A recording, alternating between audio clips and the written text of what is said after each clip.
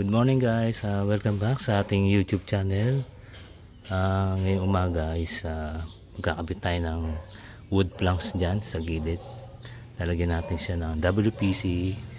Ito yung binili natin sa Halcon Depot. Ayan.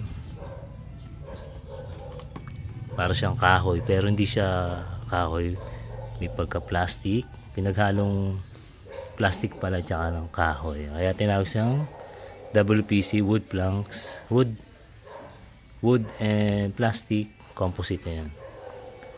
So ito yung pinaka texture niya. Ayan, maganda to guys, may iba-ibang kulay. Itong kinuha natin is dark brown.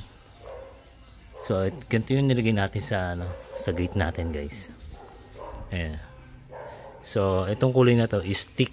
So wala na tayong makitang ganito. So nag-decide tayo na lang kulay natin. At ilalagay natin dito sa ating bakod. Ito yung binili natin sa Halcon. Ayan. Bali 15 pieces to. Ang sukat nito is yung haba is 2.9 o 290 cm. Then yung dapat niya is 25 cm. Kulang-kulang ano siya, 3 meters guys. Ayan. Makapal naman.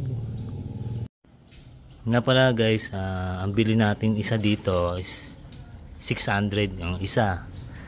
So pinakamura na yan, pero sa iba guys nagre-range siya ng mga 850 to 1,002. Doon lang talaga mura sa Halcon Depot Santa Rosa. Ayan.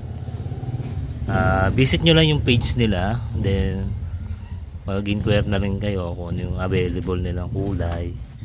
Pero yun nga, 600 yung bigay sa akin. So yung 15 pieces na ganito is nagkakalaga ng 9,000. Then bumili tayo ng gantong bolt.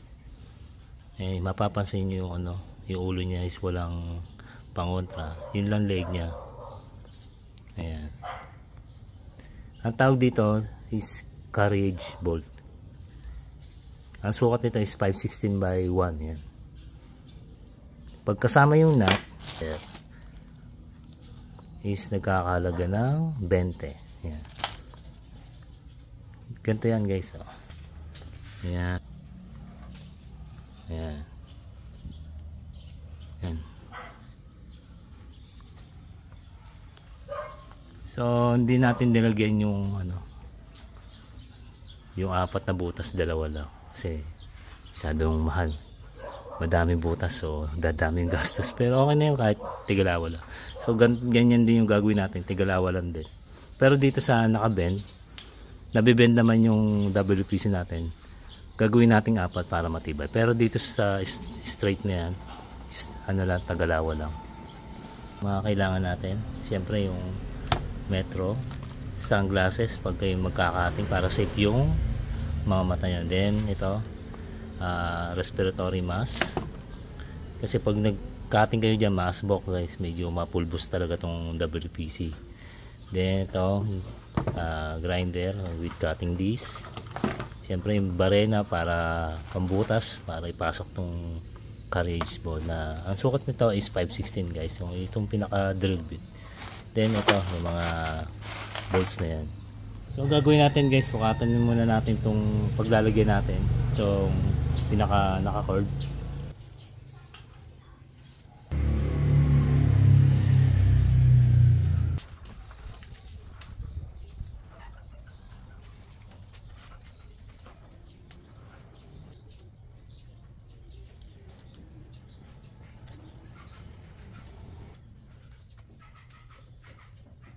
So wala natin magmasinsin.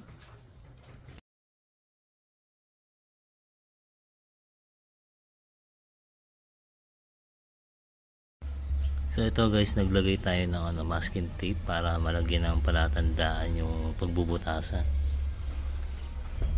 Ayan.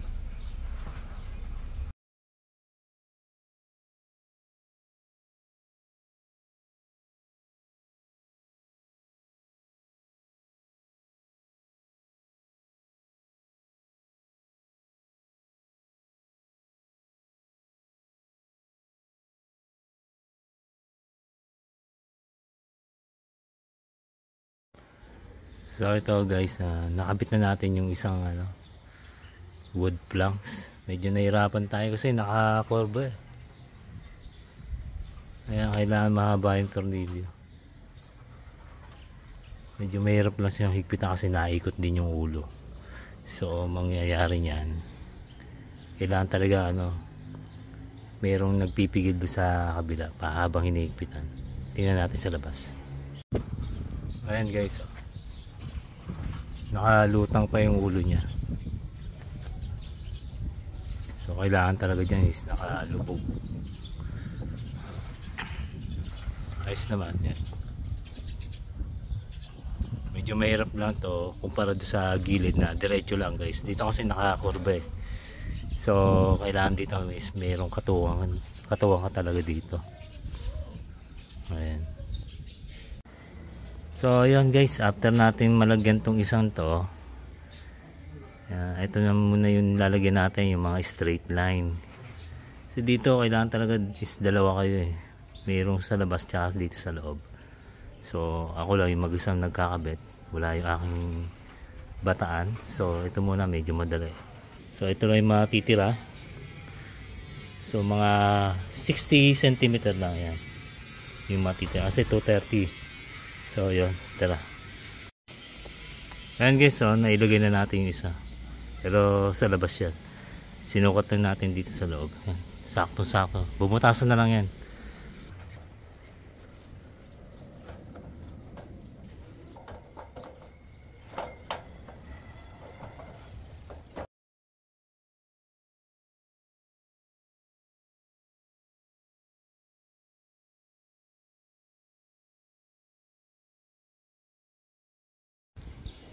So ngayon bubutasan natin to para doon sa dalawang gilid niya. Yan.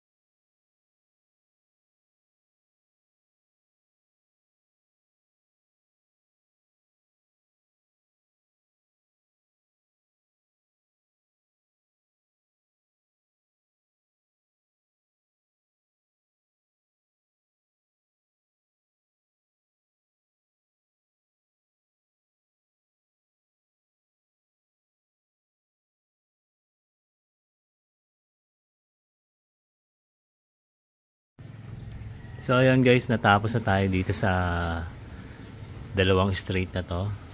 Itong dalawang bakod. So inabot na tayo ng hapon. Alas 5 na guys. So bukas natin ilalagay yung para doon sa dulo. After nun, dito na. Ayan guys. Nalagay na natin yung yung sa huli, yung tatlo, yung natitira dito sa gilid, yung straight. Ayan. As dito sa side na to is kompleto na. Dito na lang sa may corner. Ayan. Wala kasi akong makakatulong. Hindi pumasok yung bata ko. So tinapos ko muna yung dito sa dulo. Ayan, mapapasin nyo.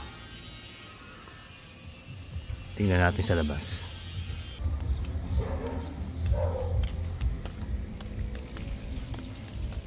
Ayan. Inapat bali 5 na ang ginawa kong tornilyo dyan para matibay. 5-5. Ayan. Hindi pala pwedeng tigalawal lang. Natapos na rin natin. Hindi ko na na-videoan dito sa part na to guys kasi medyo mainit. So nirush ko na lang din talaga. Ayan, kompleto na yung pinaka wood planks natin dito sa bakod natin. Ayan. tignan natin dito sa labas.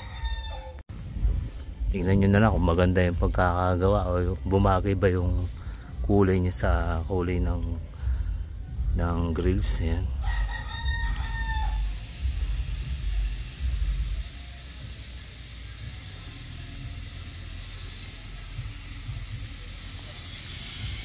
Ayan guys, yung dito sa 2, 3 puro straight lang yan. Bali sa isang plank is 5 tornilyo. So binawa natin 5 para matibay kasi yan nilagyan natin sa gitna para hindi maalog kasi may mga maluluwag talaga. Dito naman okay naman yung pagkakahulma. Ayan, may mga ano lang talaga, hindi talaga sakto, hindi may iwasan yung ma-perfect talaga ng gumawa, pero okay lang. At nabibend naman talaga yung wood planks. Ayan. So ngayon natin natapos to, yung pinaka corner. Bali 4 na yung nilagay lang natin. Ito medyo umangat talaga. So mga nag-aangatan dito sa part na to, pero dito pa puro lubog naman. Ayan.